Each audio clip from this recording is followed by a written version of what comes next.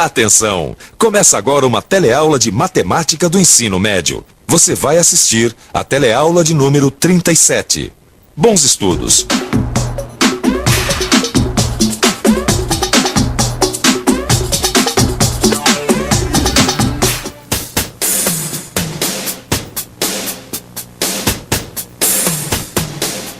Promoção, desconto, liquidação. Você já reparou como essas palavras fazem parte do nosso dia a dia? E normalmente elas estão associadas a porcentagens.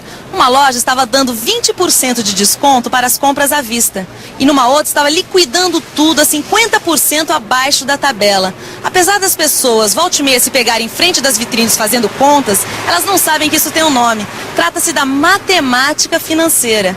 E este é o tema da nossa teleaula de hoje. Você vai aprender a operar com porcentagem, vai saber calcular aumentos e descontos e ainda vai saber efetuar cálculos simples.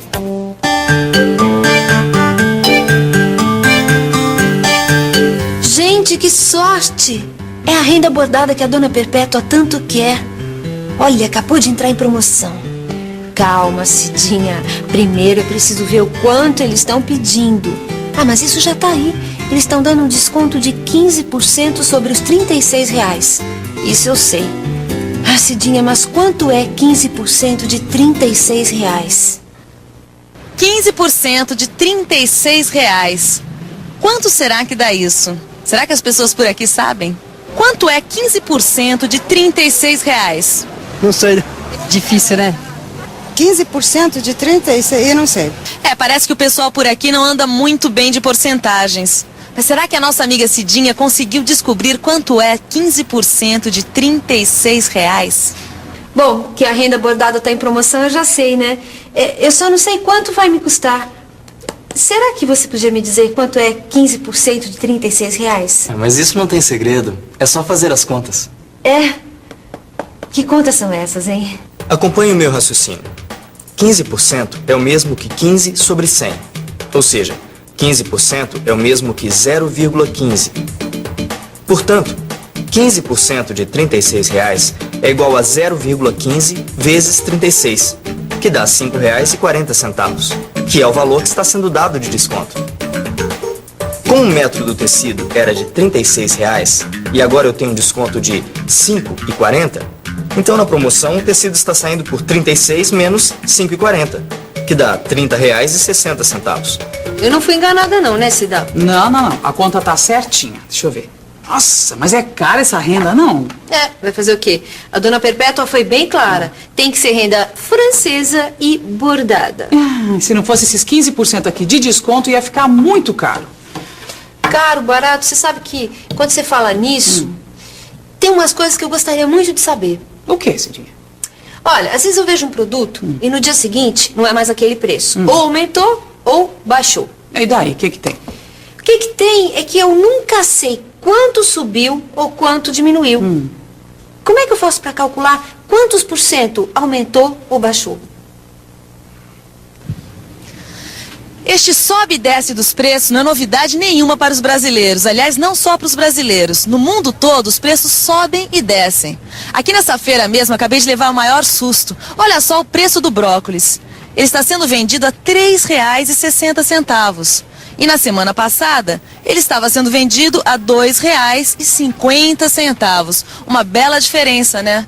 Mas não é só para cima que os preços vão, não. Eles também vão para baixo. É o caso do mamão papaya. Este mamãozinho, semana passada, estava sendo vendido a 40 centavos. E esta semana ele está sendo vendido a 28 centavos.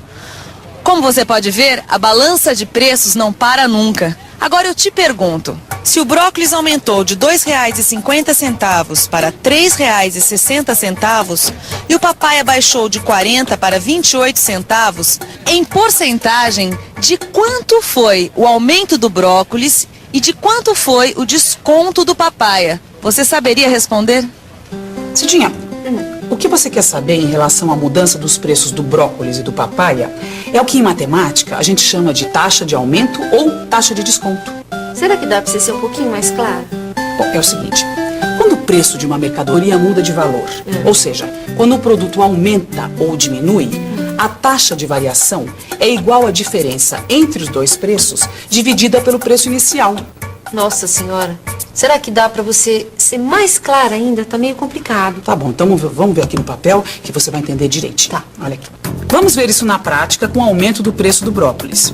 O preço inicial era de R$ 2,50.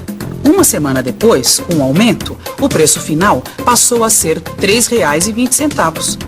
Para calcular a taxa de aumento, é só tirar a diferença entre o preço final e o inicial e dividir tudo pelo preço inicial. Que, fazendo as contas, a gente chega ao seguinte resultado. O que quer dizer que o brócolis subiu 28% em uma semana. Nossa, 28%? Tudo isso? É um absurdo. Mas em compensação, o mamão papai abaixou bem, né? Qual foi a taxa de desconto dele? Essa aí você pode fazer, não pode? Posso. Vamos ver. Vamos ver, então. Diferença entre os dois preços. Tá. Há uma semana, ele custava 40 centavos, seu preço inicial. Com o desconto, o preço final passou a 28 centavos. Agora ficou fácil. Para calcular a taxa de desconto, eu tiro a diferença entre os preços e divido tudo pelo preço inicial. Fazendo as contas, eu chego a 30%, o que quer dizer que houve um desconto de 30% no papaya. Acabamos de descobrir por que as verduras aumentaram tanto da semana passada para esta. Os produtores falaram que foi por causa das chuvas que caíram na cidade neste último mês. Aliás, além deste aumento médio de 30%, parece que nós vamos ter um outro aumento que, segundo os otimistas, vai ser de 20%. Olha só que absurdo. Na semana passada, as verduras aumentaram 30%. Já nesta semana, elas devem subir mais 20%. E agora eu te pergunto, com esses aumentos todos, 30% numa semana e 20% na outra, em quantos por cento vão aumentar os preços das verduras? 50%. 50%. 50% nas duas, né? Todo mundo por aqui acha que o aumento das verduras foi de 50%. E você o que acha? Será que o aumento das verduras foi realmente de 50%? Claro que foi de 50%. Se teve 30% de aumento numa semana e 20% na outra, 30 mais 20 dá 50%. Não, senhora, de jeito nenhum. Não, como não? Em matemática, a gente não soma porcentagem assim. Ah, não? Não. A gente tem que calcular os aumentos sucessivos, ou seja, um após o outro. E como é que faz isso? Vamos pensar um pouco. Vamos pensar um pouco. Vamos ver o que acontece quando o preço de um produto sofre um aumento de 30% e logo em seguida outro de 20%. Para facilitar as contas, vamos imaginar que o preço inicial do produto que a gente quer calcular o aumento seja 100. Como o primeiro aumento foi de 30% e a gente sabe que 30% de 100 é 30, então esse aumento elevou o preço de 100 para 130. Depois, tivemos mais um aumento, agora de 20%. 20% de 130, que é o novo preço do produto, é o mesmo que 0,20 vezes 130, que dá 26. Portanto, o novo preço, após os dois aumentos, será de 130 mais 26, que dá 156. Agora vamos ver quanto dá isso em porcentagem. A gente sabe que a taxa de aumento é igual à diferença entre os preços dividida pelo preço inicial. Ou seja, 156, que é o preço final, menos 100, que é o preço inicial, tudo dividido por 100. Que, fazendo as contas, a gente chega ao resultado de 56%. Como você viu, um aumento de 30% seguido de outro de 20% não dá 50%, e sim 56%, que foi o aumento que as verduras sofreram nessas últimas 2 semanas. Como você viu, é preciso calcular os aumentos sucessivos. Aliás, falando em aumentos sucessivos, olha só o que eles estão dizendo também aqui no jornal. Eles estão dizendo que a inflação vem sendo de 3% ao mês. Agora eu te pergunto, se a inflação continuar neste nível, ou seja, 3% ao mês, quanto que ela vai ser daqui a um ano? Não basta simplesmente multiplicar o 3% de um mês pelos 12 meses do ano, que daria 36%. Ou seja, uma inflação de 3% ao mês não dá uma inflação anual de 36%. Então, quanto é que dá? Quando a gente fala que a taxa de inflação é de 3% ao mês, a gente está dizendo que a taxa média de elevação dos preços e produtos durante o mês foi de 3%.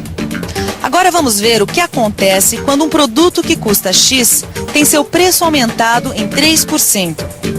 Seu preço vai passar a ser X mais 3% de X, que é igual a X mais 0,03 vezes X.